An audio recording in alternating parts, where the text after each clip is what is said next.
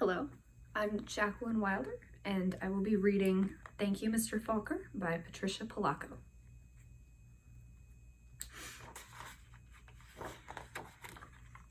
Thank you, Mr. Falker.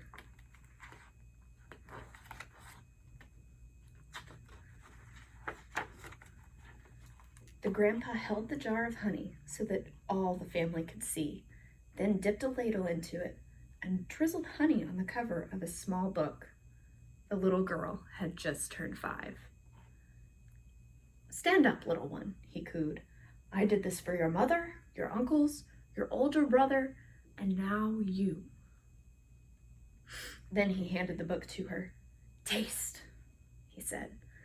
She dipped her finger into the honey and put it into her mouth. "What does that taste?" the grandma asked. The little girl answered, "Sweet." Then all of the family said in a single voice, "Yes, and so is knowledge. But knowledge is like the bee that made the sweet honey. You have to chase it through the pages of a book." The little girl knew that the promise to read was at last hers. Soon, she was going to learn to read. I would be showing that to kids, but there aren't any here. Trisha, the littlest girl in the family, grew up loving books. Her school teacher mother read to her every night. Her red-headed brother brought his books home from school and shared them. And whenever she visited the family farm, her grandfather or grandmother read to her by the stone fireplace. When she turned 5 and went to kindergarten, most of all she hoped to read. Each day, she saw the kids in the 1st grade across the hall reading, and before the year was over, some of the kids in her own class began to read. Not Trisha. Still, she loved being at school because she could draw. The other kids would crowd around her and watch her do her magic with the crayons. "In 1st grade, you'll learn to read," her brother said.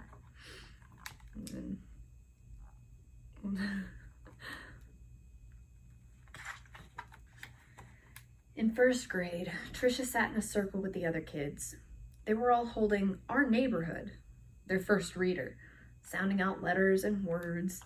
They said, "Buh, buh, oi, boy," and look, look. The teacher smiled at them when they put their sounds together and got a word right. But when Trisha looked at a page, all she saw were wiggling shapes, and she tried to sound out words. The other kids laughed at her. "Trisha, what are you looking at in that book?" they'd say. "I'm reading," she'd say back to them. But her teacher would move to the next person. Always, when it was her turn to read, her teacher had to help her with every single word. And while the other kids moved up into the 2nd reader and the 3rd reader, she stayed alone in Our Neighborhood. Trisha began to feel different. She began to feel dumb.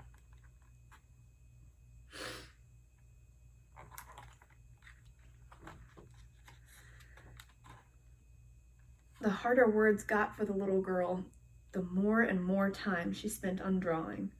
She loved to draw, or just sitting and dreaming, or when she could, going for walks with her grandmother. One summer day, she and her grandma were walking together in the small woods behind their farm. It was twilight. No, they know what twilight is. The air was sweet and warm. Fireflies were just coming up from the grasses. As they walked, Trisha said, "Grandma, do you think I'm different?" "Of course," her grandma answered.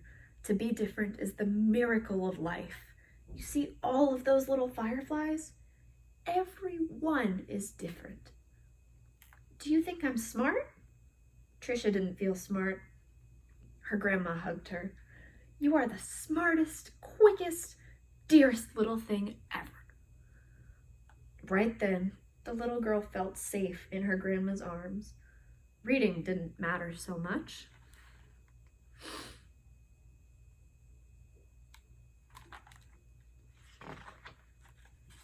Trisha's grandma used to say that the stars were holes in the sky.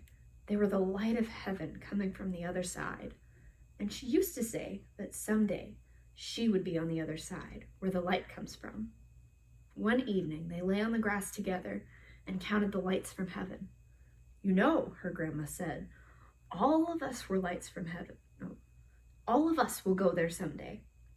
Hang on to the grass, or you'll lift right off the ground, and there you'll be. They laughed and both hung on to the grass.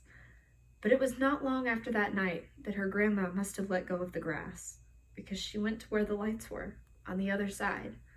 And not long after that, Trisha's grandpa let go of the grass too. School seemed harder and harder now.